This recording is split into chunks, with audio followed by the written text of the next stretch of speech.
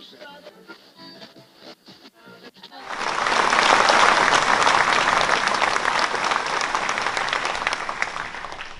right, thank you for the kind introduction. Good morning. It is my privilege to be here today as part of these Memorial Day ceremonies, and it's an honor for me to lead the dedication ceremony of the Colonel Leon Robert Vance Jr. Memorial here at the Woodring Wall of Honor in Veterans Park. The story of Colonel Vance is one of many tragic stories to emerge from the Second World War, but it is one that is very close to our hearts since the Air Force Base in our city bears his name. I will share his Medal of Honor story in just a moment, but suffice it to say, he was a young American who through bravery and dedication saved the lives of his crew and prevented their stricken aircraft from crashing into heavily populated areas. Leon Robert Vance Jr., known as Bob to his family and friends, was born here in Enid, Oklahoma on August 11, 1916.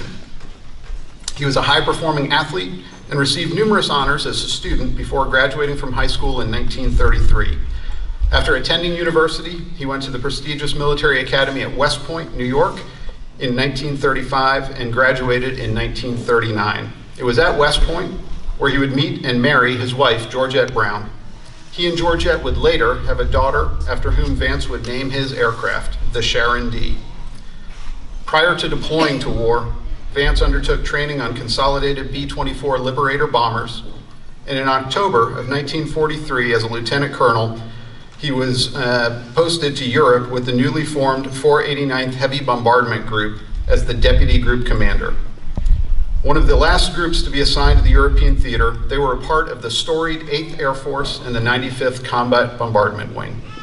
The group left their initial stateside base at Wendover Field, Utah in May of 1944 and flew their first mission that same month. In fact, it was exactly 72 years ago today, May 30th, 1944. Their first mission was typical of the ones that they were tasked with. They flew as part of a combined attack on communication sites, rail yards, and airfields.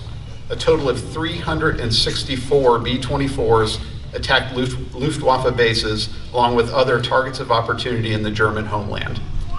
With only one aircraft lost and just 38 damaged, it was considered a great success and a good start to the 489th campaign.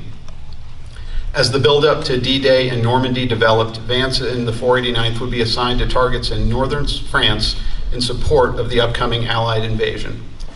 The day before D-Day, June 5th, 1944, the 489th would fly to Wimereux, France, on what would be Leon Vance's final mission. While leading his bomb group against the enemy, Colonel Vance was severely wounded in action, suffering a near amputation of his right foot from enemy anti-aircraft fire. For conspicuous gallantry on that mission, he was awarded our nation's highest honor, the Medal of Honor. If you'll allow me, I will read verbatim a part of his Medal of Honor citation because it describes exactly what happened that day. Approaching the target, his aircraft was repeatedly hit by anti-aircraft fire, which seriously crippled the ship, killed the pilot, and wounded several members of the crew, including Colonel Vance, whose right foot was practically severed. Despite his injury, and with 3 engines lost to flak, he led his formation over the target, bombing it successfully. After applying a tourniquet to his leg, he realized the ship was approaching a stall altitude with the one remaining engine also failing. He struggled to a semi-upright position beside the co-pilot and took over the controls. He cut the power and feathered the last engine and put the aircraft in a glide sufficiently steep to maintain his airspeed. Gradually losing altitude, he at last reached the English coast and ordered all members of the crew to bail out, knowing they would then make it to land safely.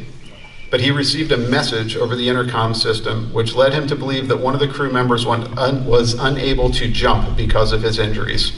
So Colonel Vance made the decision to ditch the ship in the English Channel, thereby giving this man a chance for life. He made a successful ditching while lying on the floor, using only the aileron and elevators for control and the side window of the cockpit for sight. On coming to the rest in the water, the aircraft commenced to sink rapidly, with Colonel Vance pinned in the cockpit by the upper turret which had crashed in during the landing. As it was settling beneath the waves, an explosion occurred which threw Colonel Vance clear of the wreckage. After clinging to a piece of floating wreckage until he could muster sufficient strength to inflate his life vest, he began a search for the crew member whom he believed to be aboard. Failing to find anyone, he began swimming and was found approximately 50 minutes later by a rescue craft. In what can only be considered a very unfortunate conclusion to that story, Colonel Vance survived that mission, but while being evacuated home to the United States, the aircraft on which he was a passenger went down somewhere between Iceland and Newfoundland on July 26, 1944. No trace of that aircraft has yet been found. On July 7, 1949, Enid Army Air Base, Oklahoma, was redesignated Vance Air Force Base in his honor. While traveling overseas, Mr. Henneke, president of the Woodring Wall of Honor, observed a monument to Colonel Vance at the Normandy beachfront in France. He brought back a picture of it, showed it to a local patron who designed and co-funded the tribute that we are dedicating today.